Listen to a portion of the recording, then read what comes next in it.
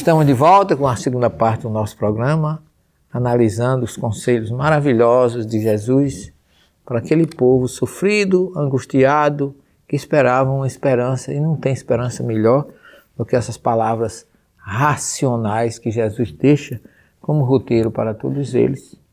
Ele diz aqui, depois dele ter dito que caminhasse uma milha a mais daquele que o oprimisse, que alguém tomasse a túnica, desse a capa, se alguém batesse na face direita, oferece também à esquerda. E aí eu fico pensando como Jesus reagiria hoje entre nós, diante desses assaltos, diante dessa violência toda que nós vemos aí. Eu acho que ele deve estar lamentando muito o abuso do livre-arbítrio dessas pessoas, que além de não se sintonizar com ele, leva sempre as pessoas que o cercam, em vez de amor, tristeza, trauma, angústia. Por isso que vai aqui para nós um lembrete. Todas as noites devemos orar por aqueles que vivem no mundo da violência, aqueles que estão perdidos nas drogas, aqueles que desrespeitam sua família, os donos de casa que não assumem responsabilidade com seus filhos, as mães que não entendem o papel que elas representam para a sociedade e para os seus filhos, que nós não deixemos de orar pelas famílias, porque elas realmente são as verdadeiras células da sociedade. O mundo precisa de famílias equilibradas para se encontrarem ou reencontrarem. Infelizmente, a família tem perdido muito o seu roteiro de conduta, de união, para sobreviver às adversidades que as agridem, que as tentam destruir. E Jesus começa aqui agora, nessa segunda parte, a dizer assim: dá a quem te pede, não evites quem te pede emprestado. Aqui é o Êxodo 22, 25 e 26, e o Levítico 25, 35 a 38 diz o seguinte: se teu irmão que vive contigo achasse em dificuldade, e não tiver com quem te pagar, tu o sustentarás como a um estrangeiro ou hóspede, e ele viverá contigo. Não tomarás dele nem juros, nem usuras, mas terás o temor do teu Deus e que o teu irmão viva contigo. Não lhe emprestarás dinheiro a juro, nem lhe darás alimento para receber usura. Eu sou Yahvé, vosso Deus, que os tirei da terra do Egito, para vos dar a terra de Canaã, para ser o vosso Deus. O Deuteronômio 23, 20 reforça esse princípio, recomendando o seguinte: não empresta ao teu irmão com juros, quer se trate de empréstimo de dinheiro, quer de víveres ou de qualquer outra coisa sobre a qual é costume exigir juro. É certo que Jesus relembrava essas passagens do Êxodo, do Levítico e do Deuteronômio, porque havia entre os que o ouviam alguns que não procediam segundo estas recomendações. E Jesus lembra que precisamos ajudar aos outros, não importando a dificuldade que este ato represente. Este servir deve ir além do que for exigido de nós. Os Espíritos no Evangelho segundo o Espiritismo nos recomendam a que a gente ajude aqueles que nos cercam. Que a riqueza, ela pode ser muito útil àquele que possui bens materiais se você não é escravo dele. É isso que Jesus está colocando aqui. Aqueles que se aproveitam de situação difícil daquele que lhe cerca para explorar e para tirar proveito, tenha certeza que o ganho material não vai levar a lugar nenhum, pelo contrário. Se você tem um pouco de consciência, ele vai lhe trazer uma cobrança muito grande. E a sua colheita lá na frente não vai ser o que você imagina. Porque Jesus nos ensina a servir aquele que não tem. E, sobretudo, educar, ajudar alguém a se educar, a crescer, a ficar num ponto evolutivo que não haja retrocesso em sua vida material. Então é talmúdico a gente respeitar a necessidade do outro. E aí vem o que no Brasil a gente conhece como agiotagem. É um princípio que aquele que anda nele, aquele que usufrui dele, não vai ter sucesso, não vai ter conquista. Por quê? Porque o que ele conseguir, muitas vezes consegue tanto, impondo, prejudicando, e depois vai embora e deixa ele para servir de briga entre aqueles que ficam depois dele. Então a maior herança que a gente pode deixar para os nossos filhos é a ética, a moral, o respeito e a feliz convivência com a família.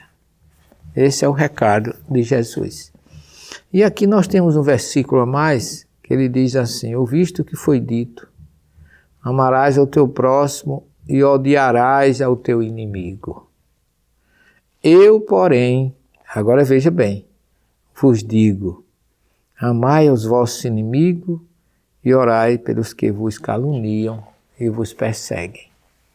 Olha, gente, esse versículo é muito forte. A palavra rea, como eu já falei, roê, que é pastor, tem muito a ver com essa colocação. Eu conheço uma obra chamada O Filho do Hamas. Eu não sei se alguém já leu essa obra.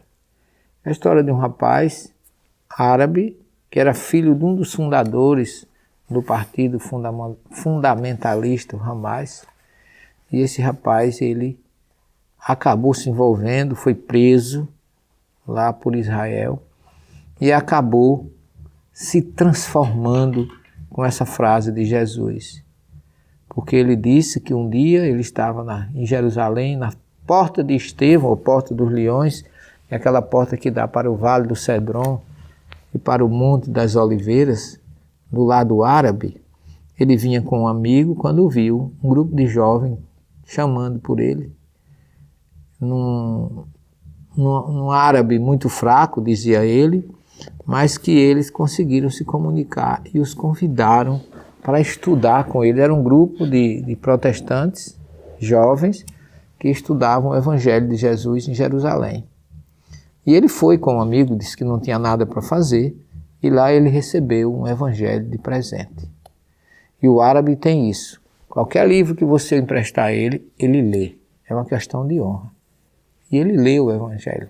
E quando chegou nessa parte, ele disse que foi muito tocado.